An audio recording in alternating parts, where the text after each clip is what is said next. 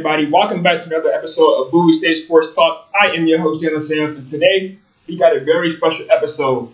The best coach in the CIAA softball, Coach Edward Powell. How you doing today, sir? I'm good, man. Thanks for having me. No problem. So let's get right into softball. Starting your first year as an assistant coach in 2019, you became the assistant coach for the softball team. How did the opportunity come to you? That's a good question. So back in 2018, my daughter Morgan actually was a member of the softball team and also a graduate of Bowie State. And so they needed actually some assistance, actually just kind of driving the vans to get back and forth to the games. And so I offered my driving skills, basically driving to the vans. And from there, we just kind of went from there, being an assistant, coaching first base, and then it just kind of snowballed from there. Yeah, speaking of from there, snowballing, let's kind of fast forward to 2020. Your first season as a head coach, your first 2 seasons, I think it went like the worst way possible. You all were 1-14, and as soon as y'all about to pick conference teams, on March 14th, we all know what happened. COVID struck, the season got canceled. So let's start off with your first year as a head coach, starting off 1-14. Oh man, you had to bring that up, huh? You cover the positives, the negatives, all that on here. Yeah, I appreciate that. Yeah, because so we got to start from somewhere. And so literally we started 1-14. And surprisingly with that 1-14, we just kind of went into the season just to see where we were. You know, and most of those games were away. So nobody kind of even knew softball was really going on. So we were kind of under the radar. And we stayed under the radar, as you so kindly mentioned. We stayed under the radar, even going into the following year, going 0-10. But that 0-10 year was a definite eye-opener for the players that we have on the team now, and actually how we move forward. The 0-10 team really showed kind of who we could be. Okay, that's when, like I said, COVID struck and the remainder of the season was canceled. What was your reaction, your team reaction, and the other assistant coaches? What was your reaction to that news breaking? That was really devastating.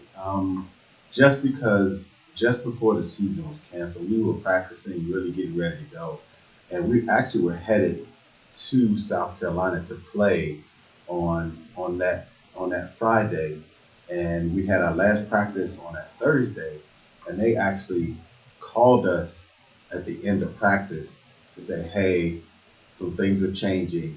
We may not be able to get on the bus in the morning.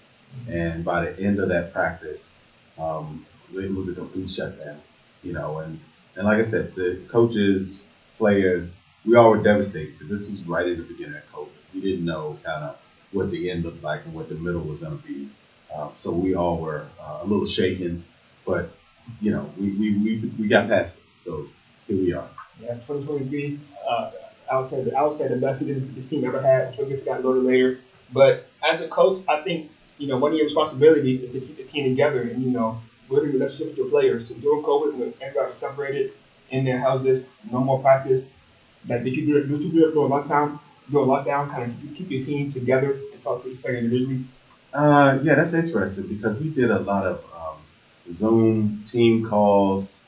They kind of kept in touch through video, kind of what their workouts were, what they were doing, and kind of what I was asking them to do, just to kind of keep our minds fresh more than anything else and stay positive about the situation. Because as you know, in 2020, everybody was in a place that we had never gone before, never been before. So just trying to stay focused about, day-to-day life, So that's kind of where we ended up talking a lot about stuff that didn't really have to do with softball, but just have to about getting better for life and the next opportunity that comes when we do get back on the field. And I love to hear that from you because I feel like most coaches don't really care about your personal life. They just care about, they just want you to be the best on their team. So if you talk to them about their personal life, not only softball, that means a lot to me personally, coming from people who played sports and had coaches. But kind of fast forward to when you all came up together for the first time for practice, you said players was at home working out. So when y'all came back to practice for the first time, did they leave their touch, like doing conditioning when they had their breath? Did they kind of feel and hit the ball, like doing pitches or whatever? What was it like first practice back? That's another good question. I Hey, haven't gone back to my Rolodex in my mind to go kind of to figure out like what that was like. But what I do remember coming back, our practices, the way we had to practice was different. Prior to, the whole team would come together, we would practice and kind of go through our routine.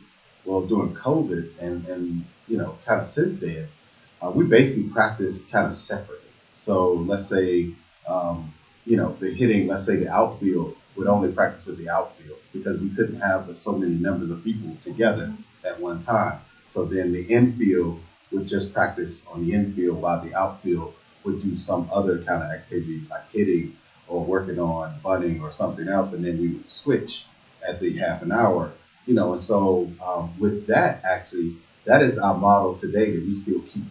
And so COVID actually really helped me be a better coach to figure out how to maximize our time and the people within that time.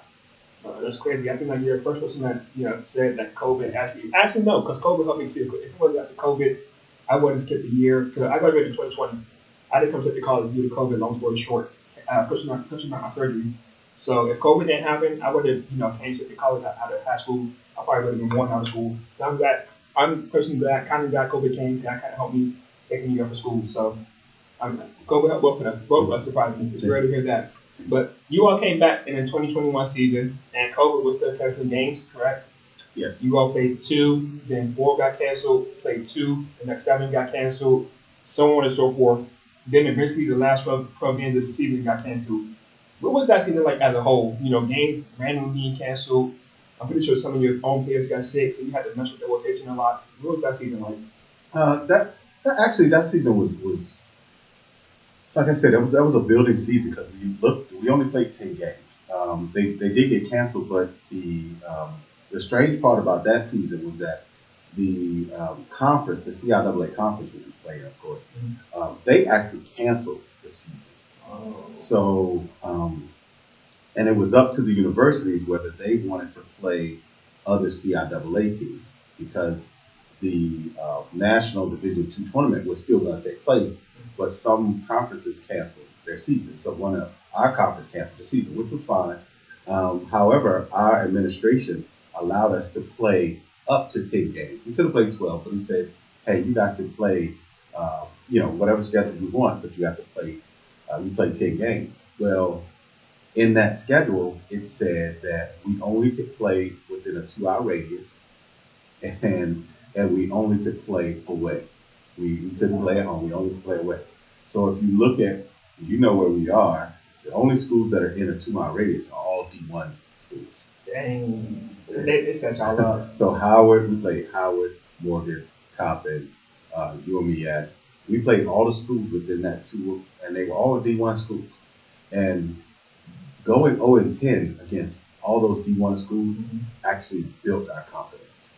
It didn't kill it, it built it because the last game we played was against Morgan State, and we played them into an 8-8 tie. And they won the MEAC that year. And so we left and got on the bus, and my players, they felt like, hey, coach, that was a win for us. And absolutely. So we took all of that energy and all of that stuff into 2022. So with the same team you got right now, like I said, only the best team in Bowie State softball history. From those 10 games in 2021, what do you think y'all record would be against those D1 teams? Against those same, same 10 games? Wow. I would like to say we would be at least 500. Um, I'm a realist, and I realistically probably say we would, out of those 10 games, we probably would 4. We probably would 4. I mean, because those teams that I just named are really good MEAC teams, and they've each in the last 3 or 4 years have won the MEAC. And so we played the best, and I believe the players that we have are equally as talented as the players that any of those D1s have. So I don't want to slight us, so I'm going to stick with, let's say, 500. In 500 or 400 road wins, the both of them are very impressive. That's like, a G League team coming up to the NBA and beating 4 teams out of 10 that they play. It's impressive either way. Like, whether it's 4 wins, 2 wins, or 1 win. A D2 team beating a D1 team is impressive. But I think I'm sure it's going to be no after hearing that. It builds your confidence, like it made you a better coach, so to say. Have you ever considered calling it quits after doing your first season, first 2 seasons of coaches of being a coach? Uh, no, actually, that's funny because you say that because that never entered my mind, and I really didn't even look and think about the record until the season was actually over, and I realized, oh, he only won one game in 24. I was just hoping that I just didn't get fired. So yeah, but COVID kind of helped there too because we were a different circumstance, and I knew we would get a chance to get back on the field in 2022, and from 2022, all my thoughts were because the previous coach that I assistant coach with, she had won. They were 12-19 so my main goal was to win more games than 12. Period. If 13 was the mark, then I was excited about being one more better than the last team that took the field. So that was my ultimate goal. Well, I said that you was very excited, and that goes complete because now we get to the juicy part. 2022 season, you improved majorly, went 25, 20, and 1. Your first time as a coach, whether assistant or head coach, above 500. You all made the championship that year. You had 2 family members a part of the coaching staff. I believe one of your daughter, that you said, graduated and played softball. Talk to me about that like wonderful S tier bounce back season after having two, struggling seasons as a first time head coach. I like that sound, bounce back.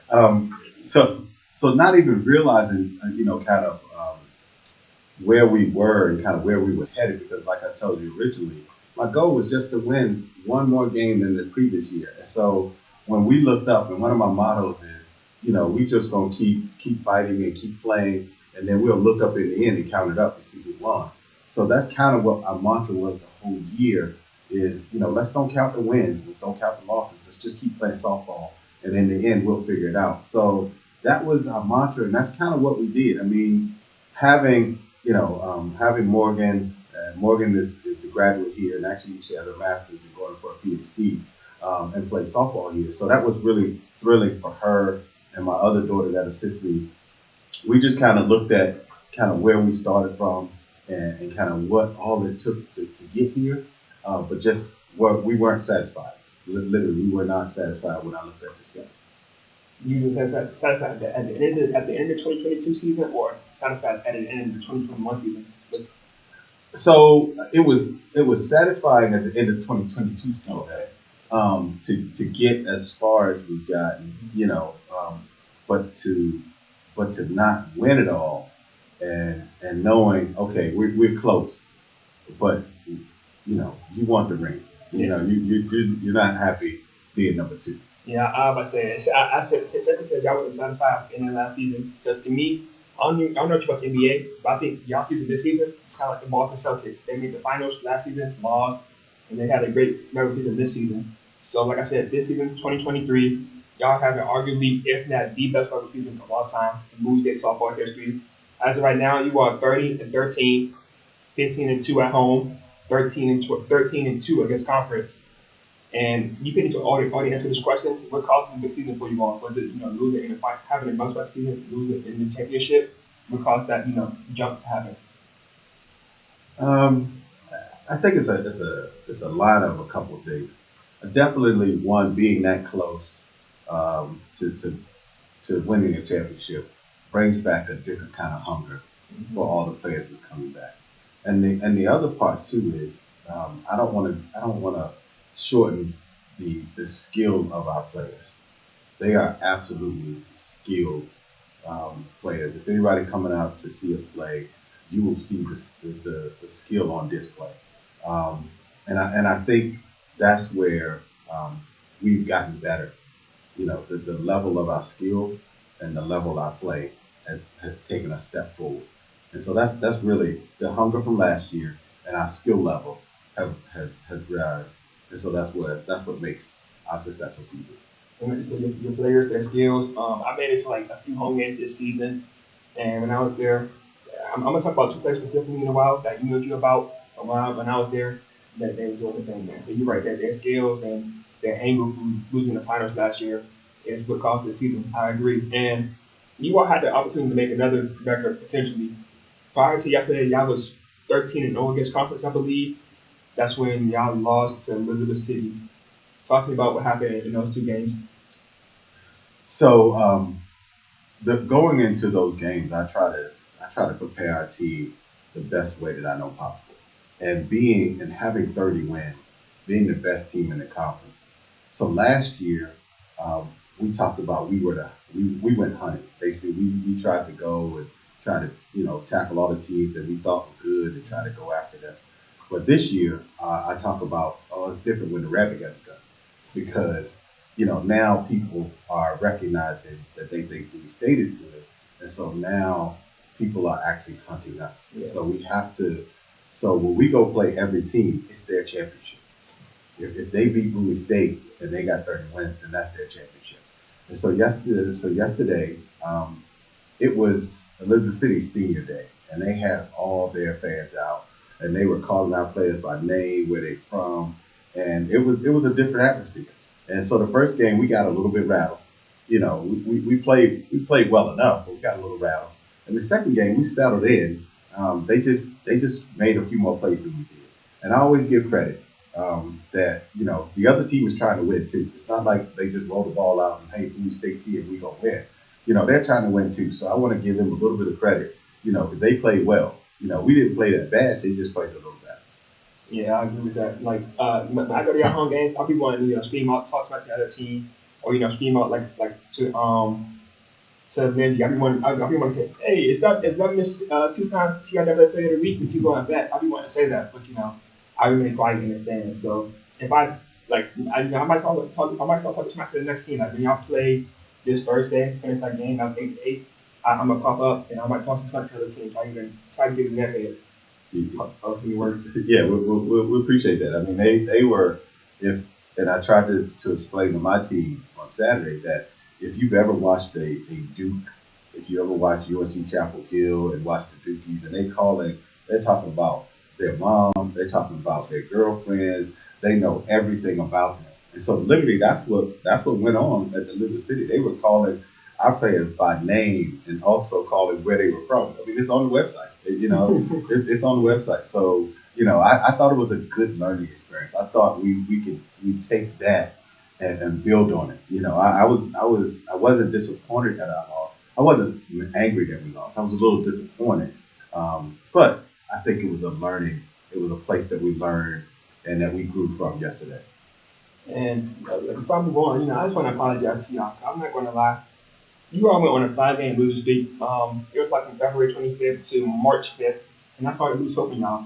I thought I was gonna have I cover a lot of sports. I cover basketball, volleyball, bowling, football. I thought I was gonna have to cover a team that's losing. Like I had to cover the men's basketball team, so I started to lose hope. But ever since that 5-game losing streak, you all have a 25-7 record, including the 12-game win streak. Which from my research, I believe that's the highest win streak ever since 2008. So, I sincerely apologize for underestimating y'all. You all made me, you got my words. I didn't say it, but you got my thoughts. So I say, you all doing y'all thing this season. So I apologize. Y'all got my respect 100%. And, I be pointing y'all out there. It's a I call biz. When people talk about sports, they're talking about basketball and football. I be trying to support y'all, promote y'all, because y'all winning. I like to, respectfully, the basketball team, y'all winning. So I try to promote y'all a lot. So I got my respect, man. Man, I appreciate that. Actually, I know who appreciate it even more than I do is the players because they actually mentioned that website of his, and they was like, "Hey, coach, there's somebody supporting us because we got 1,000 hits the other day from that talking about the softball." I was like, "Hey, people love winners." I said, "People love winners." I said, "So all we got to do is keep stacking those W's up." And I really appreciate it. I mean, softball is not one of those sports that everybody kind of generates to. But I guess what happens is once you see a Bowie State softball game, you recognize it's the place to be, and you'll have a lot of fun. But also, you get a chance to cheer your teammates and your other class students on.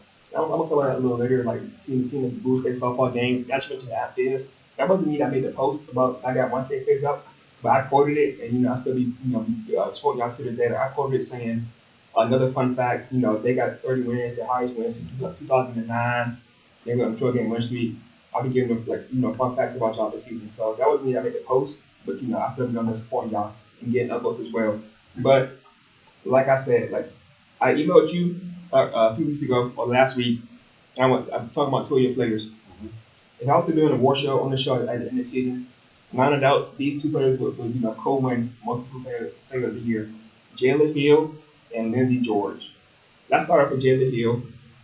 She barely played last season. She was at bat 11 times, 0 home runs, and whatnot, so on and so forth. This season, she been at bat. When I checked the stats on Saturday, I didn't check on Sunday. It was 110 times, which is the third most on the team. 6 home runs, 37 RBIs, and 30 runs. What did she do? What did she do during the offseason that made her improve this much, and made you as a coach, see her improvement and give her, more playing time, so to say? I'm glad you did your research, man. That's really good. Jayla actually is a mid-year transfer. Okay. She came in, so if you couldn't find any stats on her, very limited stats, that's why, because she was a mid-year transfer. She came from Frostburg, so transferred mid-year, so she had to come in and really prove herself. And from the first day to the day, that's all she's done. And she's one of those people. She's so unassuming. She's not a rah-rah person. She's really keeps to herself. She's really, well, outwardly she's quiet, but to her teammates, she does talk and she cheer them on and all that other stuff. But to see her walking around campus and talk to her, you wouldn't, she doesn't talk louder than a whisper, honestly. But her game is big time. Is absolutely next level. We excited to have her. Talking about home runs, actually, one of those home runs is in the park. That's how fast she is. So she's really an exciting player. If you want to come and enjoy some softball, you can come and watch Jayla Hill. Yeah, like I said, I've been to a few games this season, and them two, Lindsey, Jayla, and I think Kayla Evans were my top 3, players to watch. I respect everybody else; they were doing the thing as well. But those two players, I think those two players put on the show most games I went to. But she kind of like me. I'm also quiet to myself when I'm around the right people. I can be loud and make some noises. So when I'm walking around campus, I got my headphones on, got my water jug, just chilling, not talking. When I'm in a place I enjoy, like here or around my friends, I never shut up pretty much. So I'm the same as her. Yeah, that's Jayla. That's Jayla. Yeah, and now to miss 2 times, she got double left player of the week, Lindsey George. Same thing like Jayla. She was at bat much last year. She was at bat 49 times, got 9 runs, 7 RBIs, and 0 home runs. But this season, she upgraded at 49 to 100 times at bat, got 34 runs, 6 home runs, and 27 RBIs. So people are saying, to me, she didn't even improve the most on offense. She improved the most on the pitcher side of the ball. Last season, she gave up 119 hits. This season, she only given up 98 hits. Last season, she threw 57 strikeouts. This season, she threw 90 strikeouts, including 2 games with her career high 9 strikeouts. Talking about her improvement. So Lindsey is also one of those ones. She doesn't talk a lot. She's really unassuming, but Lindsey has a deep fire down in her that most people don't have on the mound. Her skill level is extremely high. So last year we had the pitcher of the year at Evie Buellman, and so Lindsey kind of didn't get all the innings because we had someone else in front of her. But after Evie had graduated, and it was Lindsey's turn, I pulled Lindsey in the office and basically said, "Hey, Lindsey, you're going to be our ace. You know what I mean? You're going to go to the mound. You and our other pitcher, Kira Pullett, you guys going to share some heavy loads because I got big plans." And she was all in. I mean, like, okay, coach. You okay, coach? You know what I mean? And so she's done nothing but perform constantly, consistently. At the plate, on the mound, I can ask for nothing better. I mean, we're talking, the majority of our players, I believe, and I know they know this, and I tell them, they're D1 level players. We don't win 30 games without D1 level players. Absolutely. And shout out to Akira Bullets and I believe Karen, which I picture at the start of the season. Yes. Shout out to both of them too. That they also doing their things. So I'm not leaving them out. But like you said, I think maybe more players too. Maybe their academic they might hold them back. That happens a lot.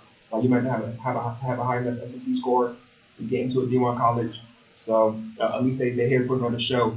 But last year you hosted a women's in sports event and said, I want to put more focus on women's sports, so specifically women's sports and HBCUs and softball.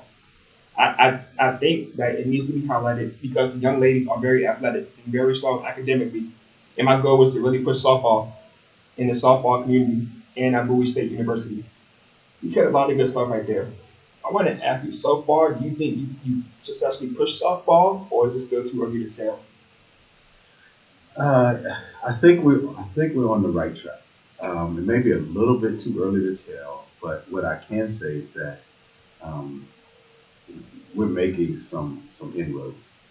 And what I mean by that is, being successful on the field and off the field, that brings eyes and attention to softball, Mm-hmm. and also brings attention to Bowie State.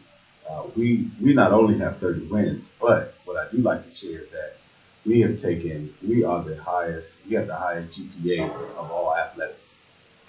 So that's what I'm really proud of. So, Congrats. yeah, addition to the 30 wins. So I think that like I said earlier about them might not having that same high enough SAT scores to get into D1 school. I apologize. I underrated you all. My apologies. I'm sincerely sorry. But I think that you made me become a fan of softball because that, like I said, between the season, I thought you was gonna be losing. I was gonna cover England. I didn't want to cover y'all, but with y'all winning, if I turn to ESPN and watch SportsCenter and the softball game is on, I'll sit there and watch it. In the past, I'll put the challenge if the softball game is on. But now the softball game is on ESPN. I'll put SportsCenter. I'll sit there and watch some of it. If I went to baseball games as a kid, my dad had free tickets to watch the Nationals. I would go. I didn't really care. But now if I go to watch Nationals with a free ticket, I actually go like enjoy the sport because how good you all playing it. And I kind of understand it better now. So I think you pushed it to me. I don't speak for myself. So I give you credit. I appreciate it. Yeah, what I And call a rooting fan. I appreciate it. kind of a bandwagon. I got to get some support because y'all winning. That's okay. We take them all, bandwagon and all. We love it. Good. Last year in December, I believe the Kevin Durant Foundation donated $500,000 towards the Bowie Athletics. Did any of that money go towards the softball team? It may. So what I think um, probably happened. So it won't be actually earmarked for softball, so to speak. However, let's say the basketball team reaps a benefit financially from Kevin Durant, then that's money that the department doesn't have to spend on softball. I mean, on basketball. Now they can reallocate some of those funds to some of those other sports, which softball is one of those other sports. Mm-hmm. So it's an indirect kind of contribution to the softball program. Okay, that makes sense. That makes sense. So I'm glad to see. I thought I was going to basketball, and football already. That's the sport we care about. But I feel like it's when you go to you all and both, y'all winning the most. Why not? I know y'all generate most money because most people don't enjoy the sports. Y'all the team that y'all are winning the most on campus. So I feel like it should go to you all, you two the most. But as long as y'all still getting benefit from it, I'm not happy. But where did your love for softball come from? Because that I guess this a little later, but I heard that you played football. You know, you played football, so I thought you'd be a football coach because you played football. But nope, you said softball it is. Uh, Man, you got all these good questions. I mean, well, I really appreciate Yeah, it. yeah, I really appreciate a it. lot of good questions. So the love of softball comes from my mom and my dad, honestly. Growing up, my mom and my dad played slow pitch softball. And I was a mama's boy. I'm not ashamed to say it. Wherever my mom went, I wanted to go. And so she would go to softball practice, I would go. She would have softball games, I would go. And so I did that for years. And my sister actually played softball also. And so she's a couple years older than I am.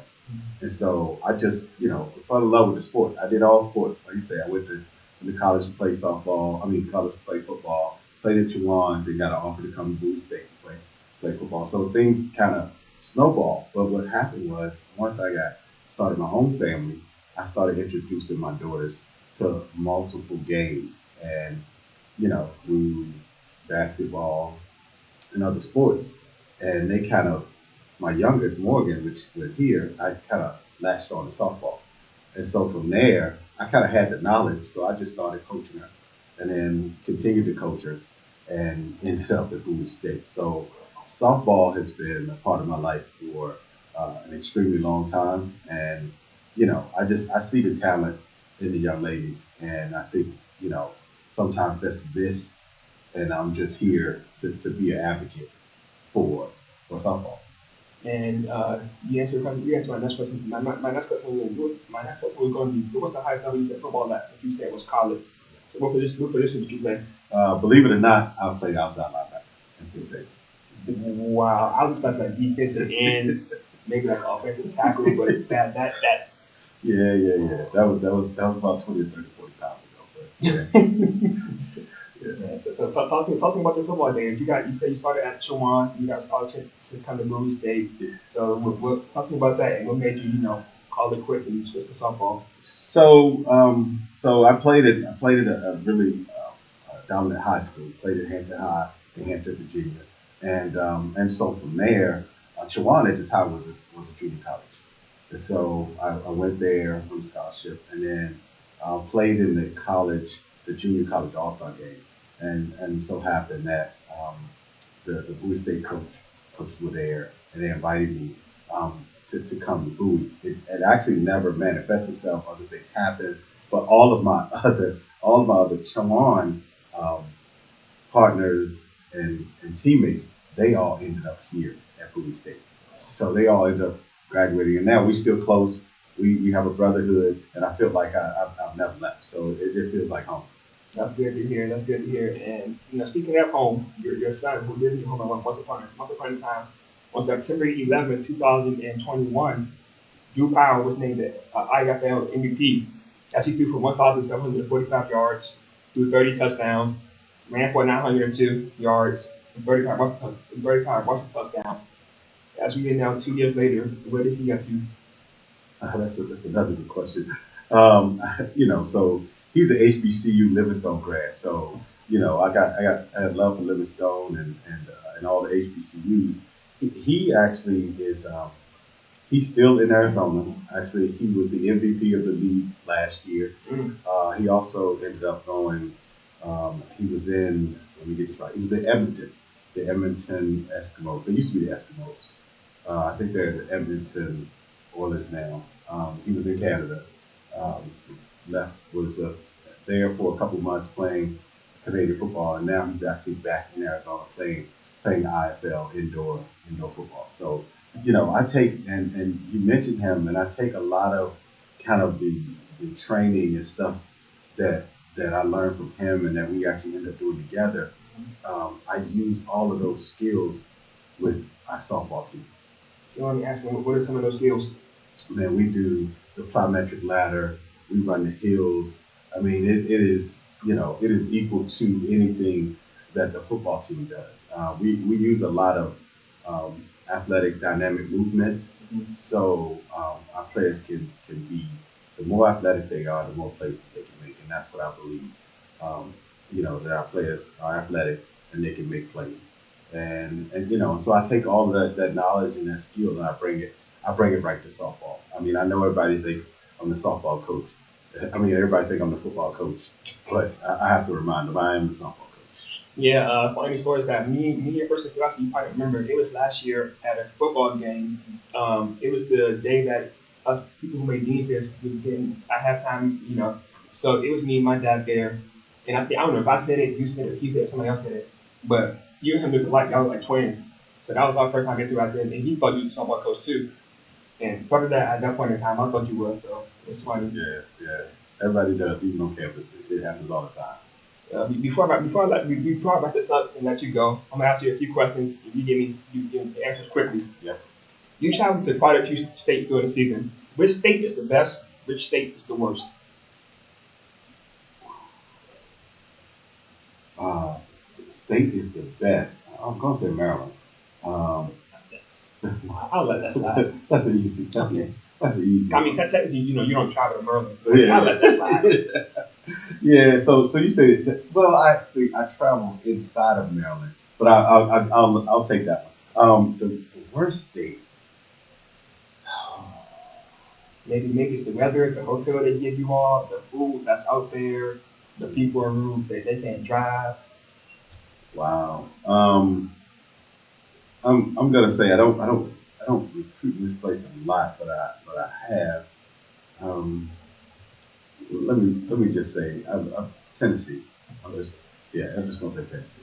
Okay. And for this question, make sure you name somebody that you can contact and get a response from, like one of your players, another coach, another athletic player on campus or whatnot.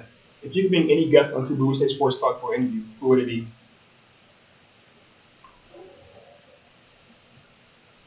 So this is simple for me. Just because I kind of take his lead, and that's Daniel Wilson. Um, just because he kind of set the stage for where I believe kind of the athletic department is trying to go. And I just kind of used his model, picked his brain when he was here, just about a lot of different stuff. If I needed to call somebody, I could call Coach Wilson right now, and he's gonna pick up the phone, and then ask me kind of whatever that is. That's kind of where I believe, that's what I would ask. I appreciate it. So make sure you be a part of text Coach Wilson, let me know about the show, and tell me to come on here. And I'll do my part. I'll put this on Instagram. If you got Instagram, I'll tag them or find a way to tag them. But Absolutely, we'll do that. before I let you go, I just want to, maybe next time you see your player, Jakaya, let her know. Tell her I said thank you because that one time I was here to myself all this and started. She came out in that room with like two other players. I was talking about after the show ended, I got her Instagram, and like after I don't know if every game, but like maybe every other week, I'd be in person with questions. The question I asked you, Hmm. I was going to ask her. I felt like I've been bothering her too much, asking too many questions. So I emailed you instead, and she told me, no, you're not bothering me, you're good. But she answered all the questions from me, and I thought I'd here come to the show and talk about it. So this time you see her, tell her I said thank you, even though I already said it to her.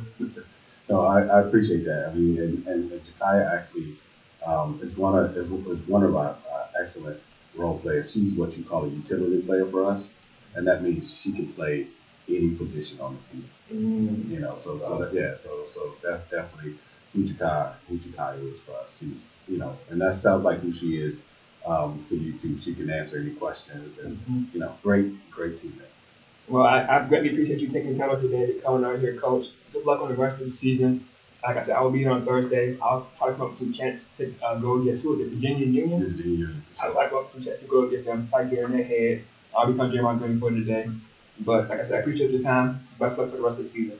All right, thanks, man. I appreciate it. Research, man. You did your research. Wade. I was like, whoa, we pull them out the hat. That's good stuff. I appreciate that. Most people don't do that much research. They just kind of go off the cuff because I did.